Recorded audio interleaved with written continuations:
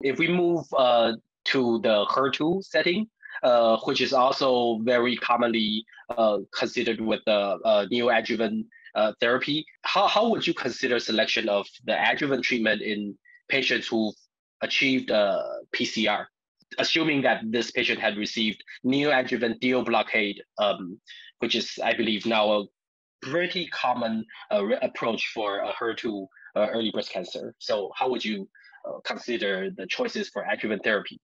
This is another excellent point. I would like to start with what I do in clinical practice and what I suggest in clinical practice where there are not concern about economical results.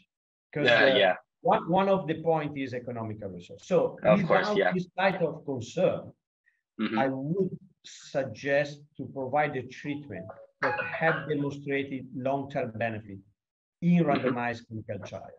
So it makes sense if you look at the, again, I come to the example of Giampaolo, because the Giampaolo give immune checkpoint inhibitor in triple negative only in the neoadjuvant part. And is an example similar to the Neosphere trial in HER2 positive, we patients receive a dual blockade only in the neoadjuvant part of the treatment and then continuing just with trastuzumab.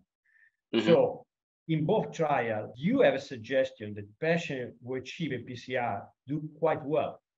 Even in the Giampaolo, they don't receive adjuvant part of the immune checkpoint, and in Neosphere trial, they don't continue with the pertuzumab arm. But these are not randomized trials.